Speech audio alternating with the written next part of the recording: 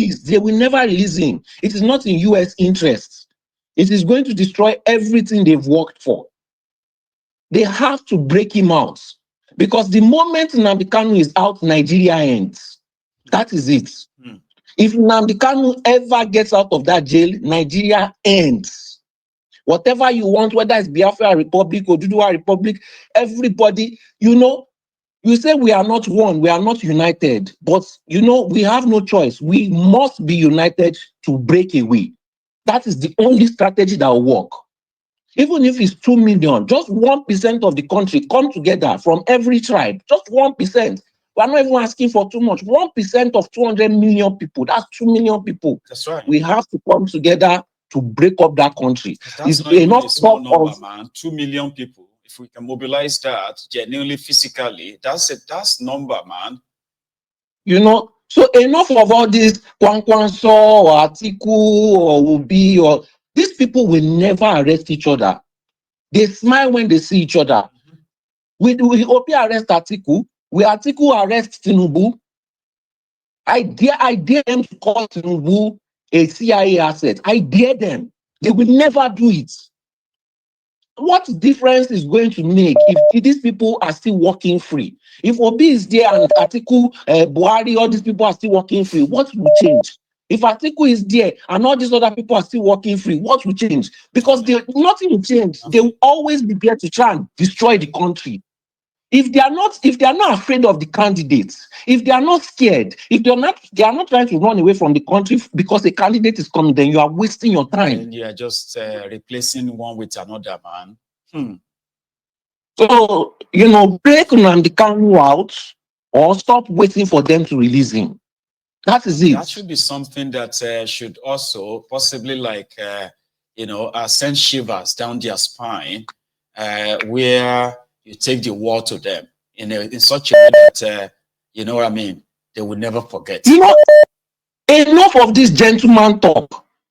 The only thing these people fear are people that are violent, are people with weapons. Look at how they treat all these terrorists. They forgive them, they negotiate with them. Look at how they treat Tompolo. Look at how they treat this guy in Niger Delta. They are always making out. The only way they respect you is when you are violent like them. The only way they respect you is when you have weapons like them. But if they see you, look at how Wike was shouting to owners of property. They don't respect you. No. They don't respect you because you do not threaten them. They do not fear you. And you are calling them sir. It's very unfortunate. It's very, very much again, as always, okay? We shall continue, right, to put this in front of everyone. And those with the discerning mind, they are watching. I can assure you of that. If anybody feels that because the action is yet to take place, doesn't mean that those who need these messages are not listening. In fact, a lot of them are in a lot of ways, but we shall see. Stay safe, man. Okay. Thank you very much. Good night. So here is another caller, and this is Prince Adebayo from Sweden. You are back again this evening, sir. How are you? My king. God bless you. Amen. My king. I was listening to you this afternoon. It's like, Baba, I take God beg you. Just continue your afternoon and evening service for the love of God, because that's how I survive. Otherwise, I will go mad. Please continue. I will. I like what that brother was saying now. That brother was just repeating my mind. I think I've said this before. The days of politics is over. It is. Will they ever work? The days of preaching like we need good governance is over. It's gone. It can never work. Everybody asking them to do the right thing is like asking them to sack themselves, and they will never do it. They won't stop. They will never do until you stop them. They will never do it. They will never do it. There was a video you played the other day. Is it 2 days ago?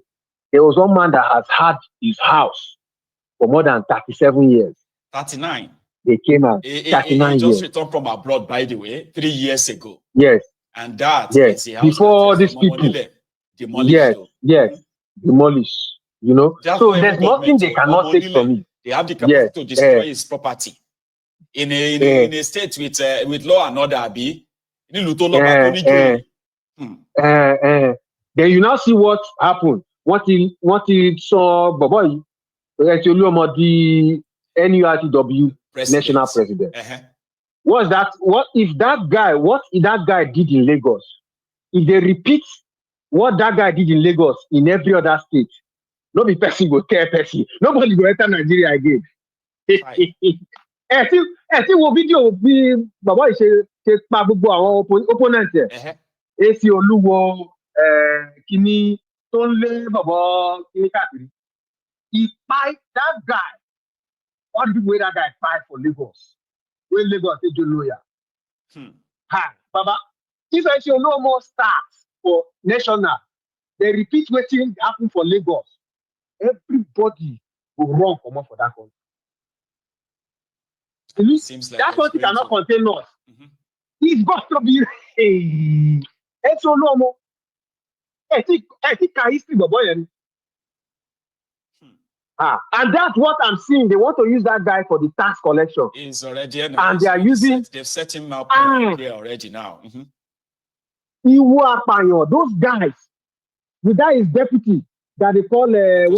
You see that one? If you see that one, you see. As I see, Baba, we are entering. I just hope that Nigerians can radicalize themselves and just stand up one day like weed and say, "Oh yeah, we don't want anything. Enough. Leave the country for us." I don't know what can radicalize these people. For soft budget, it's not as if they were ever rich. Nothing they ever give to you. You always fought and you use your blood to get everything. If malaria comes, you will go to hospital and pay from your all your last savings. Nothing this country ever do for you. Yet you cannot rise.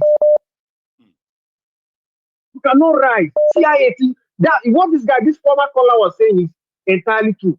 Niger has locked their gate. Burkina Faso have locked their gate. Guinea has been locking their gate. Mali has locked their gate. That means all those things that you find in those countries. Yes. You will now see that they will start drilling and start excavating all those things in Nigeria. But in turn here, that Benin state, that trove like that, is full of precious metals. That Kogi that you are seeing is full of precious metals. And all the places is currently filled with illegal miners, illegal mining. A lot of things going on in those places, man. Yes. You see that northern axis. That's where they bring out all those. That's why they're having illegal miners everywhere in the north now. Zamfara. And you see those behind them, they are politicians. I mean, Chinese are doing illegal mining in Nigeria, Baba. Like from China to Nigeria. How far now? Those you know they started mining this silicon for this thing. This precious metal for batteries. They have started all over the north now. It's not official. I think more high.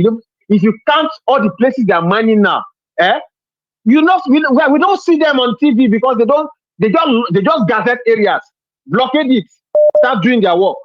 By the time we see what's happening in that country, Baba, it will be all over. You cannot even live there. And they are supplying weapons to terrorists. Now destroy places so that they can continue to mine the. Come on, man. Baba, if the best thing is for us to go and look at these countries that have left, Burkina Faso, Niger, and all, know how they did it. Repeat the same thing. Let them leave us alone. That means we need to unite. All these nations need to unite. Selfishness don't power. Selfishness. Biafra do their own. Ogbua do their own. This one do their. Everybody come together and chase these people. And notice what police. All these judges that are giving houses here. That police they will leave these things. They will leave it for us. If not, they will burn them in those houses.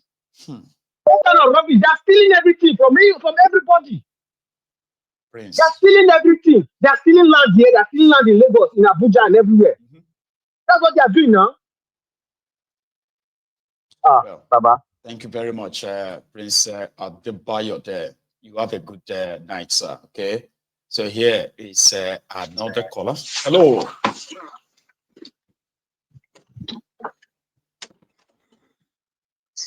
Can you hear me? Hello, I can hear you. My good general. Good evening, sir. How are you? Good evening. Good evening, my. I'm fine, and you? Well, very well. Thanks for asking. Please. Yeah. This is Ferdinand calling from Newcastle. Swap love. Ferdinand from Newcastle. How's your Yeah, week going? very fine, very fine. It's really been a while, but I've not actually been missing any episode because what I do is even when I miss them online, I go to YouTube, click on save later or save to watch later, and then I watch them. Yeah, yeah. So See, if you're really doing a good job. Yeah. thank you, man. So first of all, shout out to the brother who called from Cambodia. I think the first caller. Somebody watching George, you at 3 a.m. Yeah, it's not really that easy. you get That's a that like level of 3 a.m. every day. yeah, That's some that's level some of dedication, of man. love, yeah, and commitment. Yeah, it's Chai. not really easy. But that's again to show you the level of content. The level of content of what you have and the impact you're making across the globe. You might not even know. Thank you very much, Ferdinand. You're kind of like enlightening us and all that. Few days ago there was something you said about some kind of prayers people don't even pray overseas because most of the problems that we pray for in Nigeria are caused by man. Yes. Prayers like Heavenly Father, as I'm going out, I cover myself with the blood of Jesus. Every spirit of accidents, kidnapping, all those kind of prayers. Honestly, since I traveled out of that contraption, I've not really said that kind of. In fact, to be honest with you, the last discussion I had with my mom, she was like, "How are you doing? Hope you're going to church. Hope you're being prayerful." I told her, "Mom, I can't really remember the last time I prayed though." She was like, why now? Why have you? Why this is not? I said, no, It's gonna it's not sound about strange to why. them. Like, I know It's now not. you Yeah, have to pray. You have to say, well, it's not that way. it's I gonna pray, but it's it's not the gonna way sound you do strange. it. Not like you. Exactly, exactly. I can't really pray and say, God, cover me from road accidents or kidnappers Eh, because there are cameras in the traffic light. Once you overspeed, hmm. you get speed tickets now. You get the letter delivered to And your you don't house, want to do that twice. and by the time you pay £200 Hmm. for just doing speeding, for just over speeding on a highway, and you calculate how much you're making in a month, then no be some person go advise you They're not like, gonna tell man, you have you. to take it easy. Yeah, you will just slow down. Where we kidnappers come from, there are cameras everywhere, security, everybody, there is work, everybody is working and making money. So there are some things you can't really pray about. So that's just by the way. My the problem about Nigeria is like when you have problem in a company because people don't really get how Nigeria is functioning. Nigeria is like a company. The last time I was listening to your broadcast, you were mentioning companies that has left Nigeria, and you mentioned Unilever, and I was like, oh, if Unilever has left Nigeria, that means Nigeria has also left Nigeria because that company was formerly called Royal Niger Company. That Exactly. company That's the is one that how sold Nigeria Nigeria. started. And now, Yes, that company is Nigeria itself. The history of Nigeria entangled with that company. Nigeria started from that company. It was formerly called Royal Niger Company. So, that's if right. Royal Niger Company has left Nigeria, which is Unilever, then that means Nigeria itself has left Nigeria. So, Nigeria is being run like a business entity, which is what it has always been. All these politicians and all that, I call them looters. They have one thing in common. They are just there to suck the whole place empty Yes. and go. And whenever they go, their offspring will start from where they stop and start dealing with the people there. So, and I have this conviction that in as much as we want that contraption to split, that these guys will actually help us to do it with their greed. Because they have this thing in common, like their greed is all is getting to the extent that everybody wants a bite out of the whole contraption. You get? So Even as the they are going center to is no longer holding, they are not even like slowing exactly down. You is you can loot a place, saute, you begin to realize that man, this whole thing is about to fall yeah down. Let's stop it's it for a about while. These ones are not giving up. exactly they are not giving up, They're not slowing and it down. is that greed that will actually drive them to disintegrate the whole thing. The other day Odab was saying something about he was discussing something about orientation and how to teach our children the value system and history and culture and all that. And I'm like, how can you teach the younger ones the value system and culture when the government purposely removed history from the school curriculum? Histories are no longer being taught in Nigerian schools, Mayego. And there is a reason for that. Because the government don't want people to know where they come from. If history is being taught in class, Fulanis will know how they came into Nigeria. Yes. You get it? If you come down to the southern part of Nigeria, all this south, whatever, Niger Delta, whatever they call all those axes, all of them, they will all know their roots. All this identity crisis, history class will just solve it, and everybody will know where they belong. You get it? Yep. But they actually excluded that subject for a reason, so that the history of people becomes dark, so that people don't have idea of how they came into, how they came to be a part of that contraption. And if you don't know how you come to be, how are you going to know that what they're forcing on you right now is wrong and different from who you are? Exactly. So I feel so much pity for the upcoming generations, because if we don't really do anything to tell them where they come from and how things happened, the next generation coming will be lost unless they start asking questions that will lead to, kind of like bring out some bitter answers and truth. Because honestly, what we are running there is no longer a country. But one of these days, with their greed, because the poverty level has never been this high in Nigeria, Mayego. I deactivated my Facebook account, Mayego. If anything you post, people use that avenue to ask you for money. Like, the poverty is so much that people I can't even imagine that will inbox me and ask me for financial help are doing that. And when they keep hearing how many millions that these politicians use in buying cars, I feel that right inside their mind, there is a revolution already going on already, because you can't really have so much in a country where people are picking food from the dustbin to eat, where people are starving, and you're driving cars worth hundreds of millions of naira, and these poor people are hearing it every time, and you expect them to be happy. No, they are not going to be happy.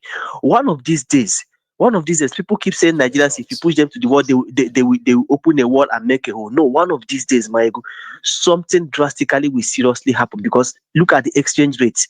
It's not being friendly at all, and we all know it's going to get worse, man. It's going to get worse. And all this propaganda will not run the place for them. No, propaganda will not do anything. Imagine when $1 hits 2,500 naira, what a bag of rice would be like, what importation would be like. Ferdinand, when we say these things, right? Sometimes we just say them out of the fact that you can see the projection, how things are going. But somehow, we there are people that will believe that will never happen. But you know something? If anyone had told us that they will be changing $1 for 1,700 and something naira, I would not believe it. You and I would likely say no, it's impossible. I would not. Even though we said it, but we didn't believe it. I would not believe it. I told you I did my undergraduate and masters in this country. My father spent 50-something thousand pounds. At that time, it was 20-something million naira.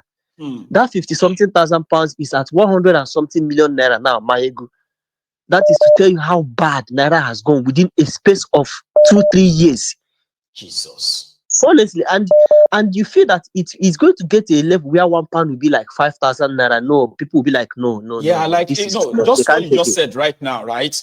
If you say 1,000, £1 can turn to 5,000 naira, so many people listening to you will be like, no, it's impossible. It's getting there already. Maybe another 5 years time, and it'll be like 4,800 naira to £1. I say, what?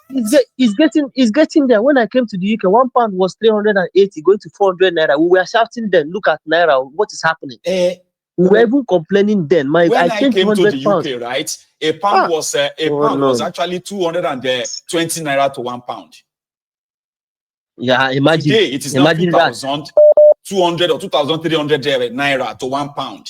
Imagine that. Imagine that. So how can and when importers bring goods into the country, it is the poor people that will pay for these They are the things. ones that will pay. And when it gets to their head, they will never take it any longer. And that, don't forget, what started French Revolution was price of bread. Oh. It was price of bread. Bread started French Revolution. They disposed their king, and French started using president. So I feel that one of these days, one of these days is going to explode. Let me not just take much of your Thank you time. so Thank you much, for what you Ferdinand. do. It's good to Keep hear up from with the you good again, work. I okay? really appreciate it. Yeah. Thank you very much. You stay safe and take it easy, bro, okay? Have a good one, man. All right. Cheers, You man. too, my bye. Yes, sir.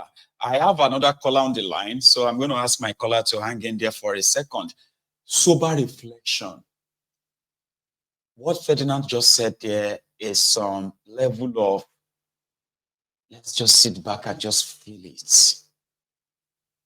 When I came to the UK, my flight, return ticket to the UK was 110,000 naira. That's how much I paid. And I remember it was somewhere around 400 pounds return to the UK. Yeah, it was about 400 or maybe 450 pounds or something. Today, 400 pounds tickets is over 1 million naira. Yeah, 450 pounds is like 1 million naira. 500 pounds is like 1.1 or 1.2 million naira. Man, this is exhausting. Hello there. Hello, Mayegu Baba. So, how you doing, sir? Oh, you know my voice. Well, I do. Usually when the name pops up and I see the profile picture, I'm like, I know this person. Fair enough. How are you doing? I'm very well, oh. It's been perfect, I've been trying to avoid to call you, but something the situation in Nigeria, the situation, I'm gonna call. Yes. I'm glad you did. It's damn, I don't know Nigeria anymore. I'm speechless when it comes to Nigeria. Sometimes I'm like, the tricky part is that in January I'm going with my family for a vacation there. Oh dear, I have to kind of like and pray for you. You're gonna probably. I need all kinds of prayer. I promise you, I do. You do. I do. Absolutely, you do. Something is that you'll be fine. Like the family, everyone will be fine when you are like careful on where and where to go to. But the saddest part is that you will never, the children, the family will never have the fun that they would have had when of Nigeria, the Nigeria of 10, 15 years ago. God bless you, my ego. God bless you. Far and wide. Feel it so much. My God. Oh my now God. You have to be careful where you go to. Yes. It's unfair. Yes. Them. It is unfair. Yes. I'm over 40 years and I can still remember how it is in my village.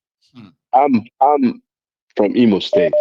I still can remember how I used to go from Lagos to the east for December celebrations, and we go in the hunting and all that. I wish my children can have this experience.